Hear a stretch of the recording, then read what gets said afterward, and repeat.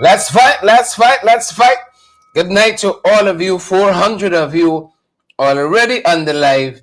That's what I'm talking about. Good to have you folks on with us tonight. Marcia, Marlin, Volme, Mendy, Loretta, Maxine. Good to have you on the live tonight. Good to have Mark and Sharon Griffith is here too. Humi, good to have you, Humi.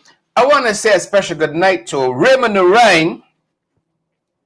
Now, he's one of our avid viewers, right? Avid is like more than just the ordinary. Isn't that so?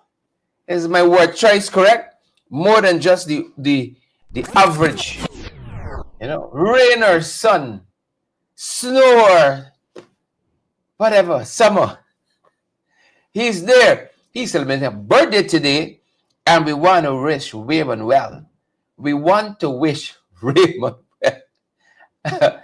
You know, he's my uncle too, so it helps. He's my uncle too. Good to have him join us ever so often. You know, fantastic, fantastic big uncle. Good to have him join us. Happy birthday. May you live to see many, many, many, many more. You'll help me wish Uncle Raymond a happy birthday. Raymond Narain. I tell you, we're like the typical Guyanese family, the average Guyanese family. We got some Narains in our family. We got some Pandays in our family. We got Singhs in our family. I'm telling you. I tell you all the time, I got some nephews. You would see them, you'd never say, well, they're related to me. You know? That's why I have a healthy respect for our Indian brothers and sisters, our East Indian brothers and sisters. As I have no doubt, they as well have a healthy respect for me. We in the family, we got Chinese in our family, everybody, all the races. And I ain't talking about all the races and you can't see, you know. You know? Some people say I mix with Chinese. And you look in there. It's like, is 1% or half? We round it up or we round it down? Where we going with it? Good to have all of you folks on the live tonight. How y'all doing? Lakshman Aziz. Where's Jamal? Sandra Hanover. Leon Logan. Marlon Thomas. Gail Mingo. Happy birthday, Uncle Raymond.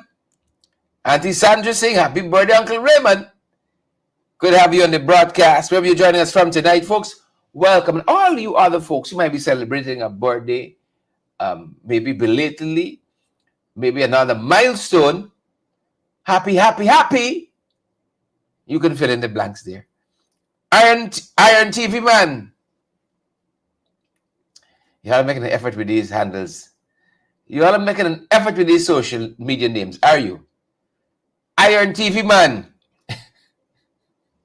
Vanessa Wardine, Deborah Sharona Lynch, all the other folks, 800 of you are now officially on the broadcast. We're humble, we're touched. We're humble. What's your position on corruption? What is your position on corruption? You know, some people, corruption don't bother them, you know. You know. Some people, corruption don't bother them. They say government in or out, PP in or out, Avenue in or out. I gotta live. You gotta live. So sometimes we assume that everybody against corrupt activities, but that's not for everybody. It's not a one size fits all. So I ask you again, what's your position on corruption? What's your position on it? Do let us know. Yeah, I saw they had a meeting recently, and the Minister of Home Affairs, Winij Waldron, she says, do not be corrupt, police. Don't take bribes.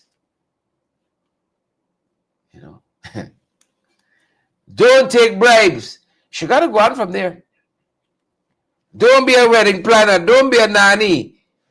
You know, wedding in the police force is big money.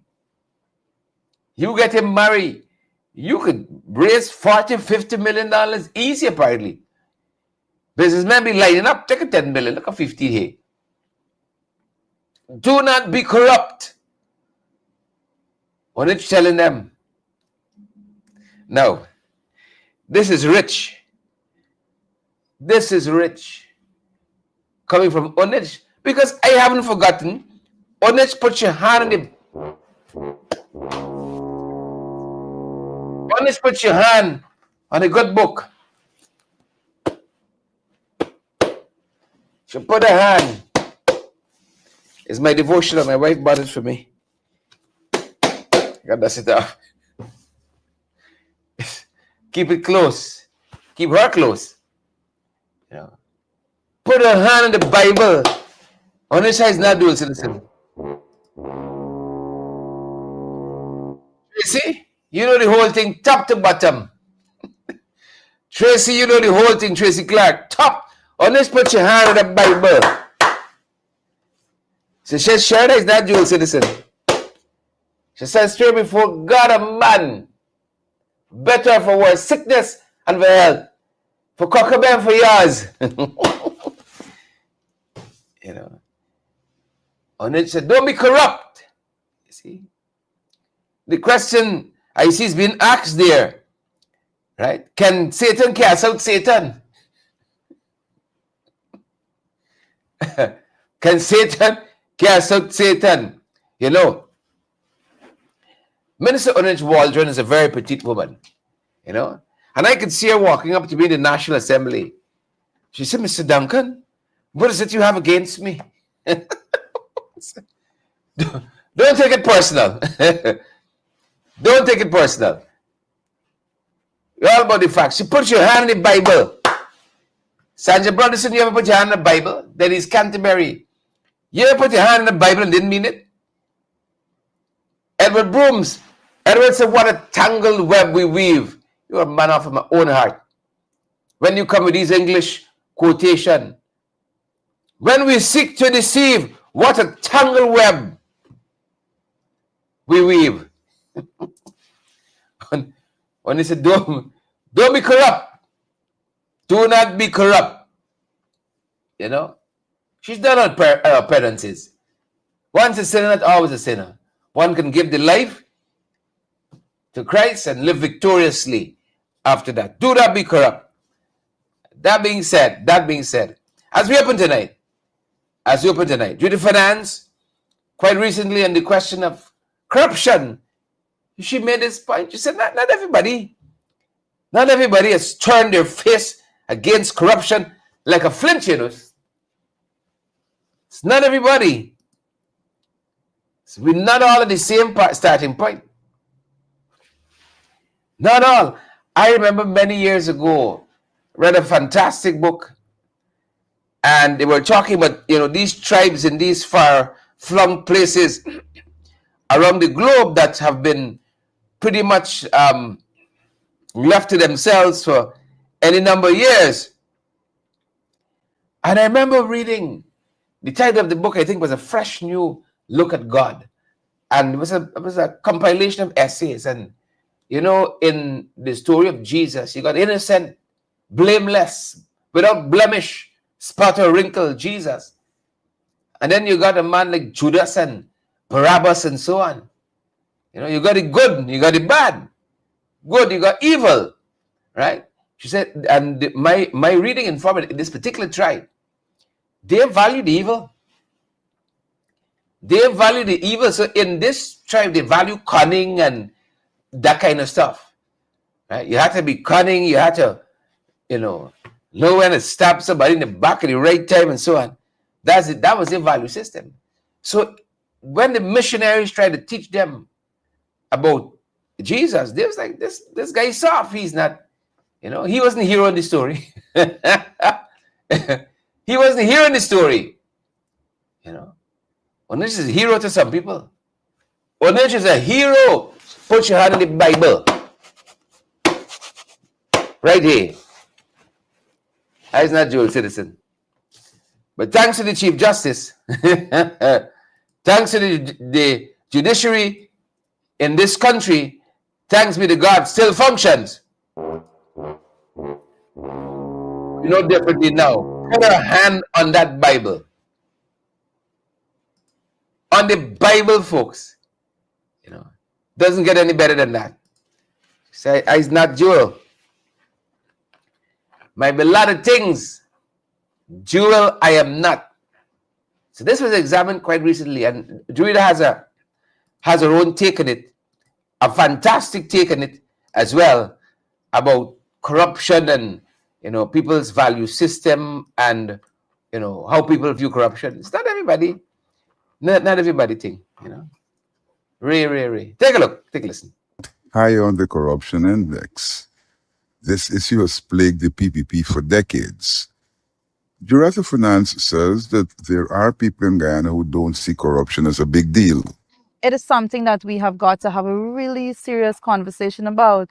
I have seen and heard persons said, yes, this person is corrupt, but everybody got make a dollar, right? And yes, this person is corrupt, but at least they're helping to do something positive. She said that politicians need to adjust to this demographic. Sometimes as politicians, we would see something and we would want to call it out. But I think the manner in which we're doing it needs to be a little bit different, because going out there, because I have been guilty of going out there and just highlighting corruption. But I believe that the approach that's based on my own experience, the approach needs to be changed, because when you talk about corruption, you go to somebody and you said, oh, the government is corrupt. Like, what does it mean to them? What does it say for them as an individual? And I think this is because corruption has become endemic into society. People now see this scourge as a way of life. One of the things that corruption does is the higher a country is with corruption, the higher the poverty level is in that country. Right? Because the more corrupt a country is, the more money is being sucked out of the system that should be channeled into the system to deal with things like the alleviation of poverty. So that's what people need to understand. She said that merely telling people the government is corrupt doesn't mean much to the electorate. We have to let persons understand that they are being deprived of resources themselves as a people, and that is why that is why we're highlighting this to them. Yeah. The question must be asked then. What does corruption mean to you? Has your value system changed? Has your value system altered? What does it mean to you? Give me some feedback. Sandra, Hubie, Rita, Joan, Mandy, Desmond. What does it mean to you? Does it mean the same thing? And we're talking around this issue because recently, as I said, the Ghana Police Force, Minister Onich Waldron, reaffirmed zero tolerance for bribery. Zero tolerance.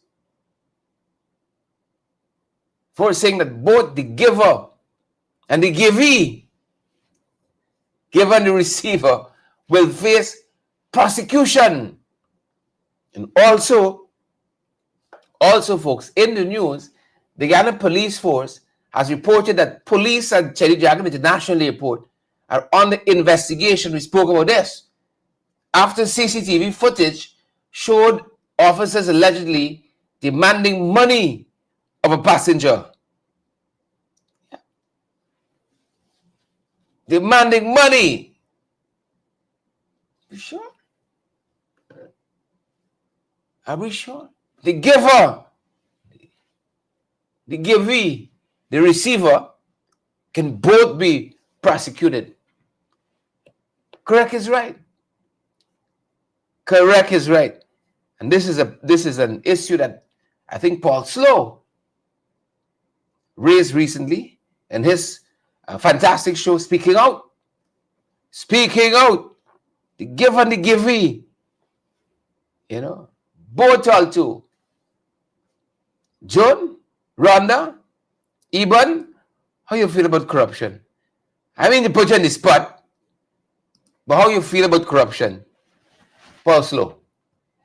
Senior Assistant Commissioner of Police, or a senior policeman, retired as Assistant Commissioner of Police, Paul Slow. Forces call on the public to stop offering bribes. One member of the public says that this rings hollow.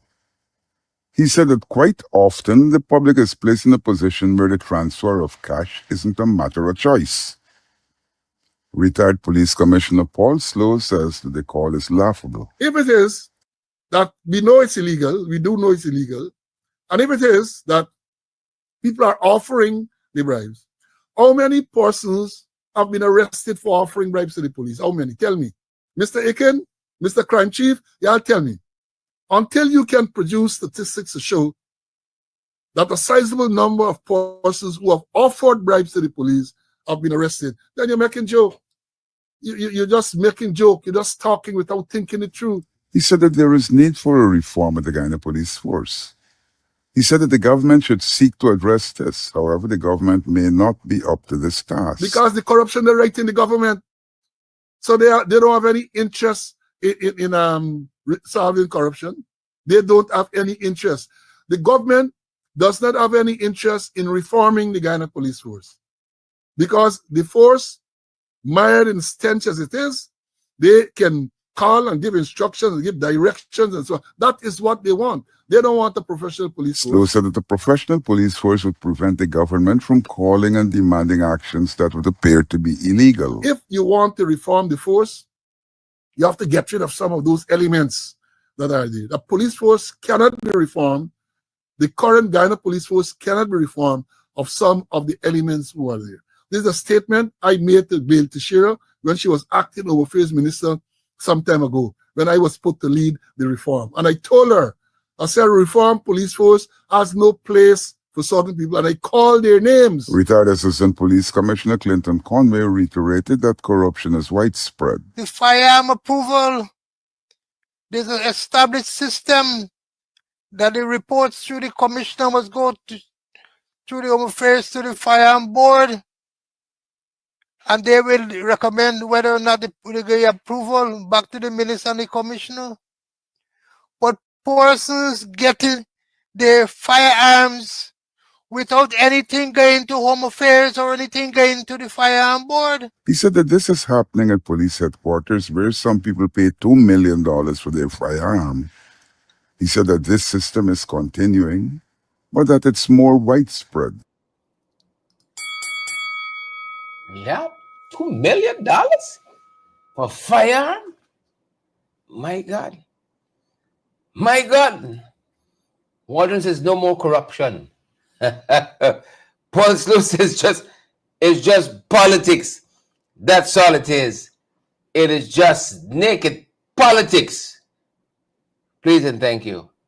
We told you all yesterday we were in the big yard. Those of you who missed our morning program. We're in the big yard. We're in the big yard yesterday. This is in Tuckville. We had passed through here a week or two ago, and the folks had prevailed on us for some school supplies for the kids, and we were more than happy to oblige. This is what we got to do, to keep helping our people, until they can make it on their own. We'll keep helping folks. We're in Tuckville yesterday as well. Had a beautiful, fantastic time in Tuckville. And as we went back to the big yard to hand out those school bags, but folks, as we went back to hand out those school bags, we got a comment from Member of Parliament, new Member of Parliament, incoming Member of Parliament, Psycho Andrews. Please and thank you. Or rather, we got a comment from the parliamentary lead. This is where I want to go. The parliamentary lead, the one and only Dr. Terence Campbell. Take a look, take a listen. Take a look and take a listen. So during an outreach, I think it was over the weekend, Delon Carter, one of our candidates, along with other representatives of the APNU, were in this area called the East La Penitence Housing Compound. And they identified a need. There are a number of kids here, 33 kids, and you can see them,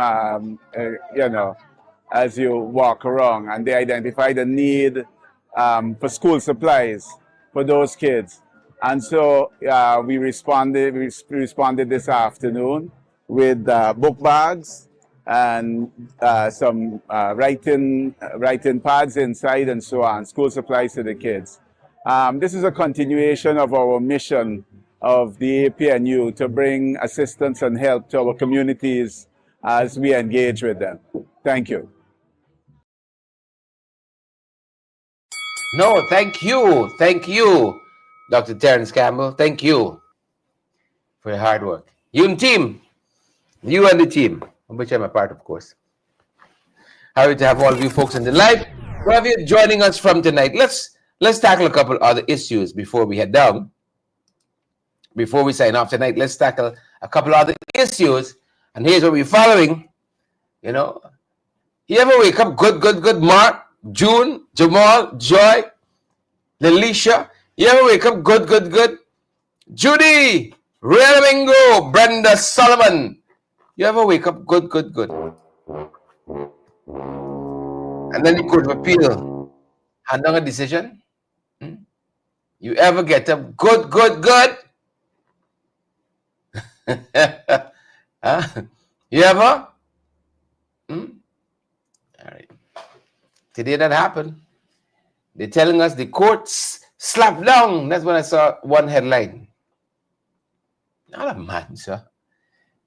But this case that they brought for clarification on being taken off the ballot in some of the regions. I think this probably is the only case this election cycle.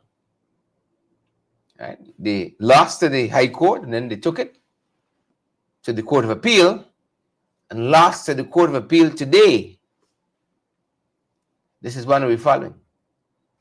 Court of Appeal slaps down Fort Garden movement appeal in that ballot matter. Being on the ballot in these. And the contention of GCOM was, you're not fielding candidates in those regions. So why should you be on the ballot in those regions? And then I think part of the contention of Fort Garden movement was them saying that we might not be fielding candidates in those regions, but people want to vote for us in those regions. And so we should be on the ballot. You know? Well, the argumentations weren't strong enough this time. And so the Court of Appeal sided with the low court in this matter. Yeah. You ever wake up good. Mind you, Mark, Carlton, Everett, Desiree, Leonard, the court had handed down a $2 million, what do you call it, in damages. $2 million in this matter. I didn't get a sense of what came out, if any, in terms of damages from the Court of Appeal, but we're following it. We're following it, folks. And on that note, a number of other things we're following. You remember, quite recently we spoke to the issue concerning the cash transfer, cash grant. And Vikram said if you give this cash transfer, cash grant, then people don't want to work. Jagdeo threw Vikram under the bus today and drove over Vikram several times. In case you're new to the issue, this is what the Minister of Natural Resources said on a podcast over the weekend. Minister Vikram Bharat on this cash transfer issue. Take a look. No, but getting back to the question of cash transfer. Now, it's a failed model. It's a model that has not worked in any part of the world. Now, let's look at a few countries. Let's look at the U.S. Right? Many of these people who have been called in for cash transfer, some of them live in the U.S. Some of them have relatives in the U.S. because we're so connected. And I want them to answer us if there is any cash transfer given to them in the U.S. The U.S. is one of the most powerful countries in the world. The U.S. produces probably the most oil in the world among oil producing countries. I've never heard of any cash transfer in the U.S. Qatar, which is probably one of the richest countries in the world per capita, I've never heard of any cash transfer in Qatar. The UAE, which is Dubai, Abu Dhabi, and other states, Emirates, I've never heard of any cash transfer given. Look at Ghana, look at Angola and those African countries that produce oil. So this model, it can't work. It don't work. And let's look at it practical, in a practical sense. Now, should we do that? Let's say we're going to give every household 500,000 or whatever the case is, every month or every quarter, whatever. Now, who will work after that? It's sending a bad message. Who will go to school after that? Well, in typical Jagdeo fashion, Jagdeo threw Vikram Bharat under the bus today several times and ran over him several times as well. Vikram, you ever wake up good? Vikram, you ever wake up good? And then bladam. You get thrown on the bus a couple times and run over several times. Because Jagdeo says it's a failed model. Vikram is a failed model. Y'all, Vice President, he said at this press conference today, there'll be several crash grants disbursement over the 5 years. I could imagine Vikram. Vikram was in the car tonight saying, you see why I got trust issues? You see why I got trust issues? This man tell me this thing and coming. This man tell me we facing out this thing is a failed model. Look at Ghana, they're extolling myself. And then he throw me on the bus and drive over me several times. There'll be several cash grants disbursed over the next 5 years. That's what the Vice President said today in his press conference. You know. But don't let me throw Vikram again under the bus too quickly. Hold up. Right? Don't let me throw Vikram under the bus too quickly again. Who knows? Vikram might know something.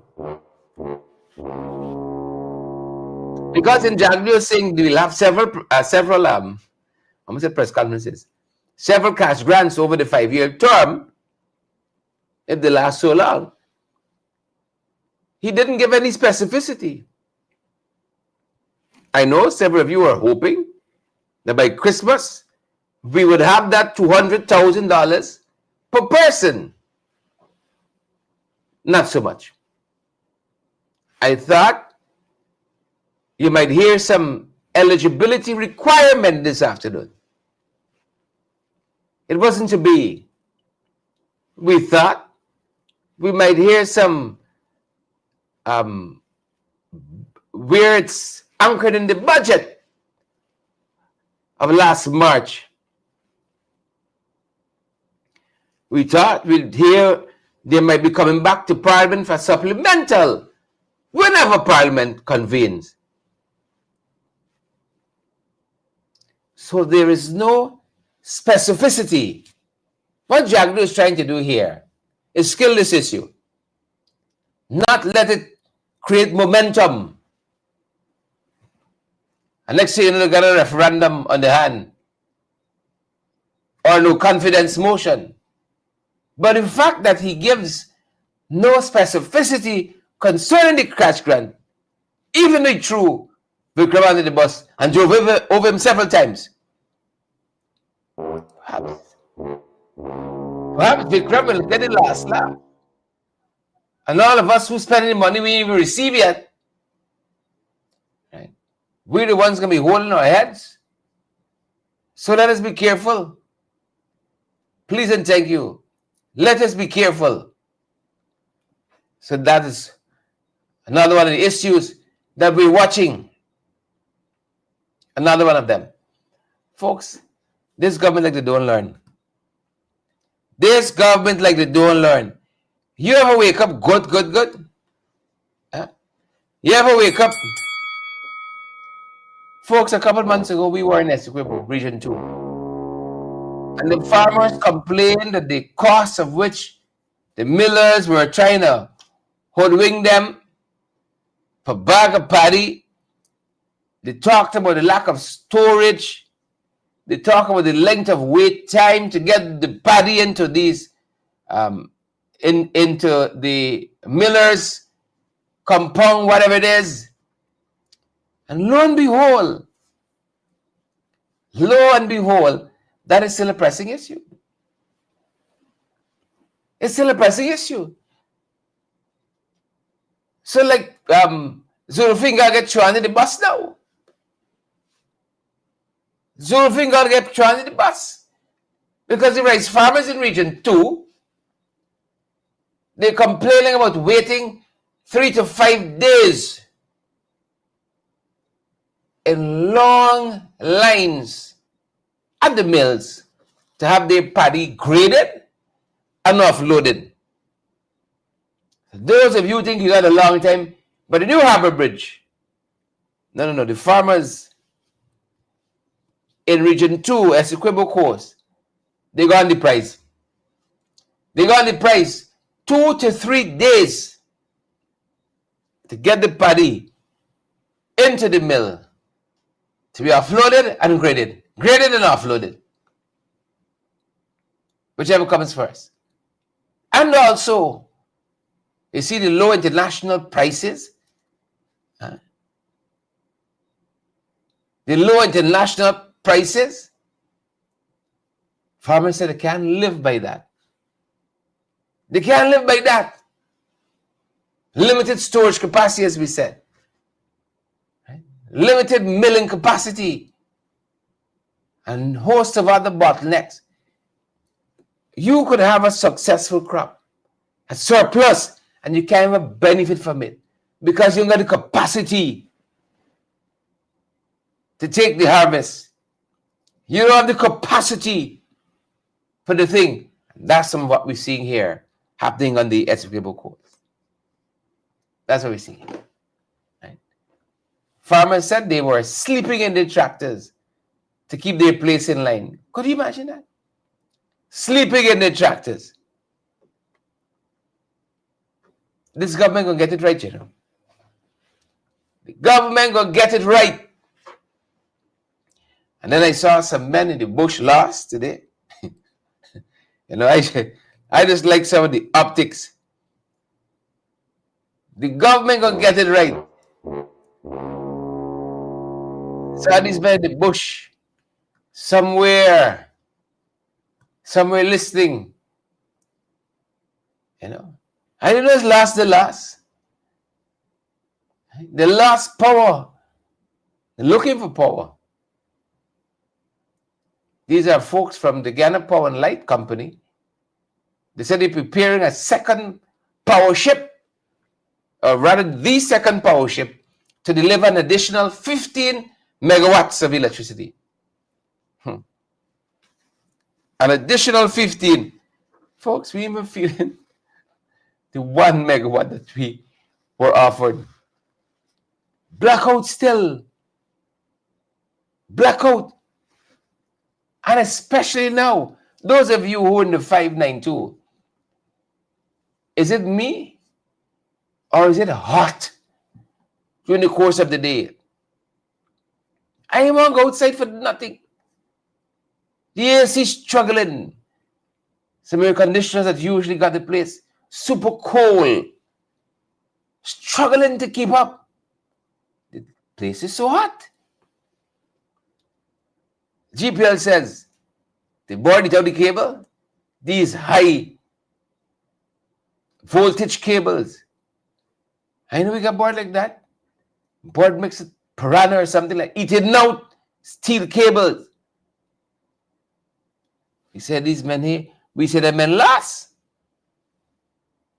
Yeah, look at loss. I don't know if it make a difference with these two ships because it's blackout like first time. For the day we've had 2 or 3 boats have load shedding, blackout already. Right? So I don't know how optimistic you folks might be with an extra 50 megawatts being added to the grid. I don't know how excited you all might be. But that being said, folks, as we wrap up,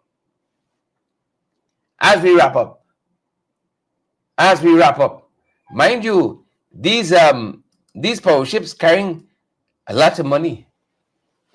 The rental, maintenance, millions upon millions of dollars every month. Millions upon millions. But we get it right. You know, we get it right. Saw a court story recently. You ever wake up good? When I saw the person involved in this court story, I had to look twice. Were you ever caught like that? You should have had to look once, but you looked. Yeah. I told you all, you stand in one place too long in this country, they go with you. They go with you. Right? Mr. Waterton. Right? Is it Husely Waterton? He is charged with fake, or rather, he's charged in a fake lands and survey lease scheme. Fake lands and survey lease scheme. How many of you, like me, it took a long time for you to buy stuff online because of that trust? Should I trust these buys? Will I get this package? I give him money up front. Will the thing actually come? Right? Let's say you buy a nice dress. In Beyonce's words, your black freakum dress. Right? You buy a size small. And then when the thing come, you didn't really check the fine print for the Chinese small. Right? You got trust issues online. That's me and land. When somebody gets a piece of land to buy, you got attorneys at law trying to shaft you. Real estate agents trying to shaft you. You see the supposed mendicant in the street trying to shaft you. Sometimes people pretend I'm crippled and so on. And then your heart go to them. It's a whole list, man, to tide you over. And then we go around the car and come back, you see the man walking with the thing, pushing the wheelchair. Right? It used to be that people used to beg for alms. And you give them whatever your pocket could afford. I find with the advent of the oil economy, right, the folks who on the road asking for small change, you question the status in life. They're now telling you, I can take a hot chicken fried rice, a small Coke, and take two cheese roll. They got a menu card. I've had instances of people turn up the nose. You giving people a $400, $300. No. You can hold on to them, man. You see this oil economy? So Mr. Waterton, he appeared before Acting Chief Magistrate Faith Magusti, charged with obtaining money by false pretense and uttering a forged document. And it's alleged that he obtained $100,000 from one Nicola Jones, falsely claiming that he could secure a lease from the Ghana Lands and Surveys Commission. He has since pleaded not guilty, and the matter continues. That's what I'm telling you. Any number of days, you get a number of offers. Right? A number of offers. And you sometimes hard pressed because the thing sounds so good to be true. You want cash in, you want chip in. But people say if it sounds too good to be true, most times it is. And it's telling that people have to go to these lengths because they have no trust in the system. That if I go ordinarily, and get a piece of land that could do little gold mining or what have you on it. People have no confidence in the system. And that's why they bribe somebody for a house lot, for whatever it is. No trust in the system. No trust in the system. That's the challenge here. But you can't do the time. Don't do the crime. Mr. Waterton, wake up. Good, good, good. He decided he on punks, allegedly, on Nicola Jones. Right? He gonna punks and her. Well, folks, it didn't turn out too good for him. That's all I say. It did not turn out too good for him. These are the times we're living in. You better be careful out there. All you better be careful out there. It's different. Very, very different. You know, I'm certain of my doubts. I got a healthy distrust for people. Healthy distrust. You know, can't do the time, don't do the crime. Finally, them boys said they opening a stock market. They're opening a stock market. Or rather, they are weighing. That's the catch for me. The amount of things this government is weighing that never come to fruition. But it's a promise delivered. Even weighing is a promise delivered. And somebody will swear, yeah, they get stock market, man. They get stock market. This is like my brother we met in Santa Rosa, right? In Morocco. And as we were heading to Cubana, he pointed up at a place. He said, the building hospital here now. I said, huh? He said, yes, the building hospital here right now. Contract signed last year, the building a state-of-the-art hospital. But look at the place, me here, not me seeing no movements. Big high fence to the heavens. We decided we can throw up the drone, space, empty field. But if you see fence, zinc fence right to the sky. Right to the sky. That's the same time the drone fly away. They walk on the drone. Right to the sky, high to the heavens. And I remember our brother saying, I could swear the building something there. Are you sure? I said, well, the drone don't lie. You're right. You see, you put it up. This is photograph. In live and living color, watch you on the screen. Big open field. They got a big billboard and people are so programmed. He passing it every day and he hearing excavator and he hearing concrete mixer. When the drone go up, the drone of truth, the drone of accountability, space, nothing. You see? So now, the weighing, some people could be the same way now. Then by brought a junior stock exchange, man. They're bad like that. Folks, y'all go ahead and have a fantastic rest of the night. Let us leave it there. You know? What are you weighing tonight? As you retire for the day, Mandy and Lester, Glycis and Glennis, Glycis, all the other folks joining us tonight, Ian Williams and Carolyn Haley and James and Rita, Kim Walker. We are weighing tonight. Some of you are weighing, are going on like next to this fella here. Are going like let's see the old girl. Tonight she look a little, she must be a little funny. Upright Youth, Bridgemore Hand. Good to have all of you on the live tonight. Sheila Boy Child, good to have you here too. Marvel Shot, Savage, good to have all of you. Dan and Linda, Joan, Linton, Iban, Ingrid, Renella, Chandel, Raymond Ryan, the birthday boy. Happy birthday to you, sir. Folks, thanks for putting up with us. Thanks for being here with us each and every night. You'll make the difference in the program. That's going to do it for us tonight. That's our time, folks, and that's our broadcast. Stay safe. We're going to see you guys right back here on the next one.